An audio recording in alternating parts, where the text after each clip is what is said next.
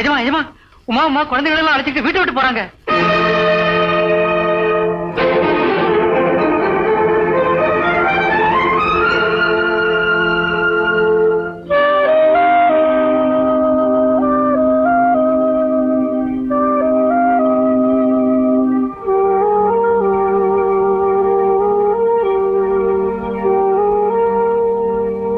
ராதா, இந்த வெளியில இருங்க.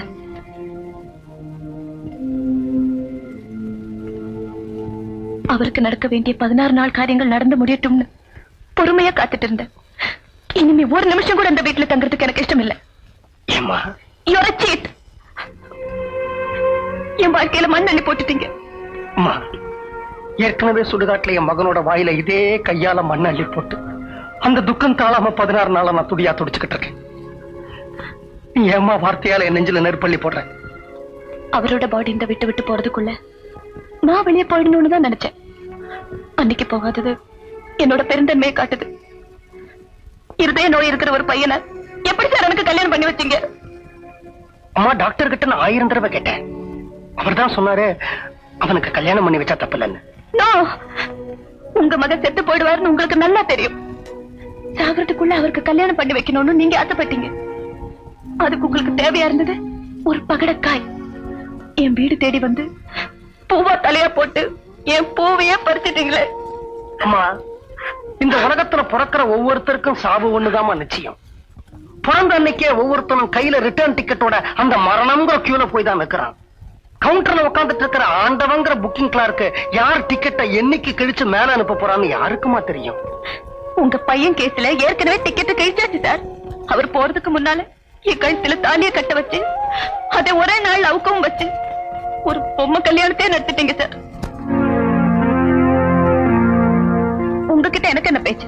நான் வரேன். உமா, அப்படியே இந்த வீட்டை விட்டு ஒருத்தர் போகணும் அப்படின்னு நீ முடிவெடுத்தாலும் போக வேண்டியது நீ இல்லம்மா. என்னுடைய ஃபேக்டரி, நிலம், வீடு, estate, all my movable and immovable properties என் பையன் பேர்ல தான் இருக்கு. பையன் செத்ததுக்கு அப்புறம் அவனுடைய சொத்து அப்பாவுக்கு போறது இல்லம்மா, பொண்டாட்டிக்கு தான் போகணும்.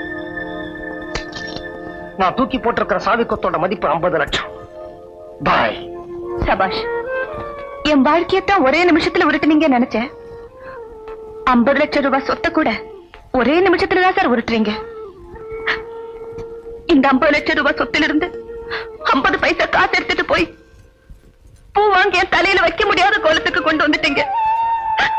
அதுக்கப்புறம் எனக்கு எதுக்கு சார் உங்க சொத்து? நான் போறேன். உமா, இதுவரைக்கும் உங்ககிட்ட பேசின ராமதசரதன் வேற, இப்போ உங்ககிட்ட பேச போற ராமதசரதன் வேற. நீ சொன்ன அதே 50 பைசா பூவை வாங்கி அத உன் தலையில நீயே வச்சுக்கிற நிலைமைக்கு உன்னை நான் கொண்டு வரேன்.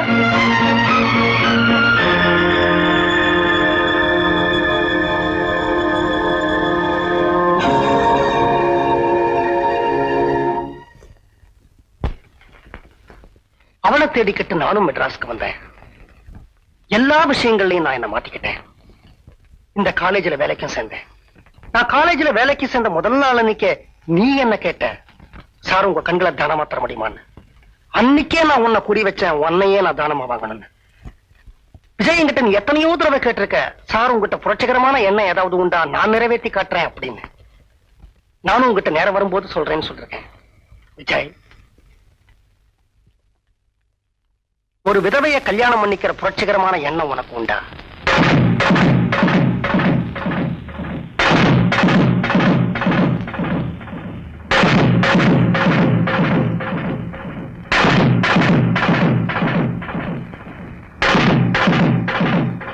வயசானவர், அதுலயும் அந்த பொண்ணுக்கு மாமனார். நீங்களே இந்த முடிவுக்கு வந்த அப்புறம் எனக்கு எப்படி வராம போகும் சார்? புரட்சிக்கு அர்த்தமே இளமைதான். இளைஞர்கள் இருக்கிற வரைக்கும் இந்த நாட்டுல என்னைக்குமே புரட்சிதான் சார். உங்க பாரத்தை இனிமே நான் சுமக்கிறேன். கொடுங்க சார்.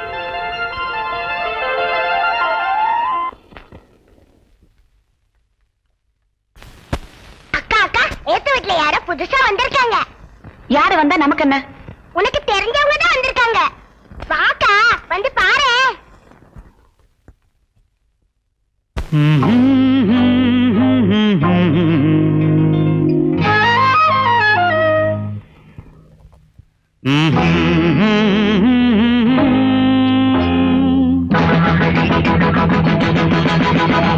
புயல் வீசியதோ கடல் பொங்கியதோ புயல் வீசியதோ கடல் பொங்கியதோ மலை சாயும் பூகம்பம் தான் ஓயாதோ புயல் வீசியதோ கடல் பொங்கியதோ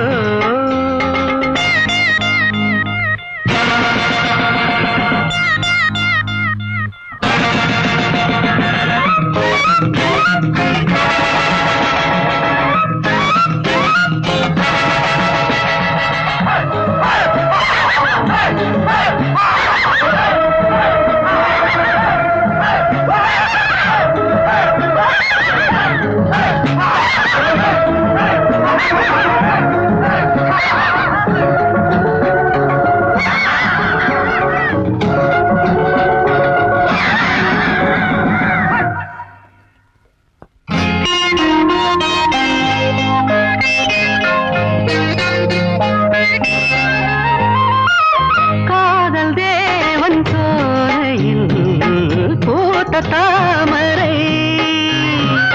காற்று வீசும் வேளையில் வேத வேதனை வேதம் யார் சொன்னது கோவில் யார் கண்டது பாவம் யார் செய்தது நியாயம் யார் சொல்வது தருமதேவன் ஆட்சியிலே இருளை பார்க்கிறேன் புயல் வீசியதோ கடல் பொங்கியதோ மலை சாயும் பூகம்பம் தான் ஓயாதோ புயல் வீசியதோ கடல் பொங்கியதோ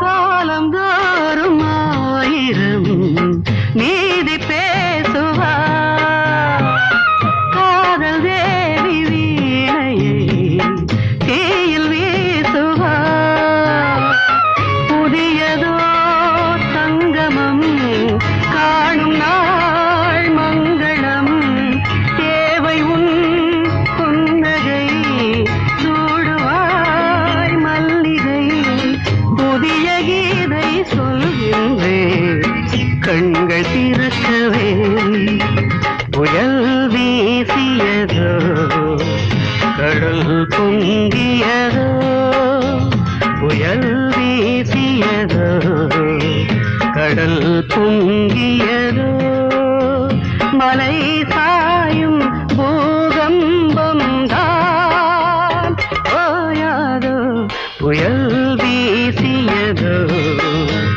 கடல் பொங்கியதோ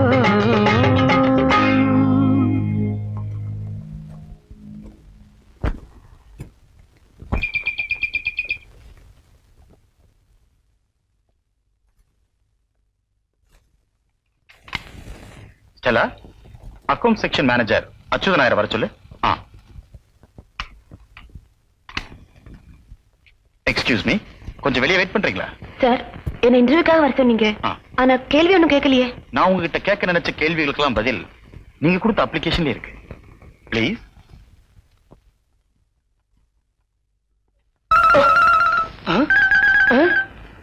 കുട്ടി കളിക്കുന്നോ? ഇത് ഓഫീസാണ്. പ്ലേ ഗ്രൗണ്ട് അല്ല കേട്ടോ. നടക്കാൻ അറിയില്ല. ഇങ്ങോട്ട് പോയിക്കോ. ഓ, എന്താ മിസ്റ്റർ ചന്ദ്രു, എന്നെ വിളിച്ചോ? மிஸ்டர் அச்சுதனாயர், இப்ப ஒரு பொண்ணு போச்சே, அது உங்க செக்ஷன் கூட்டு போய் டைப்பிஸ்ட் வேலை கொடுங்க. ടൈപ്പിസ്റ്റ് ആണോ? അവിടെ 4 ടൈപ്പിംഗ് മെഷീനുക്ക് 5 ടൈപ്പിസ്റ്റ് ഉണ്ട്. എന്തിനാ one more typist? Mister Achuthan Nair, இத படிச்சீங்கன்னா நான் அவளுக்கு ஏன் வேலை கொடுக்க சொன்னேங்கிறது உங்களுக்கே புரியும். நான் மனைவி இழந்தவன், அவ கணவனை இழந்தவ. എന്റെ ഗുരുവായൂരപ്പ, ആ കുട്ടി വിധവയാണോ? ഞാൻ ഇമീഡിയറ്റ് ആയിട്ട് അപ്പോയിന്റ് ചെയ്യും.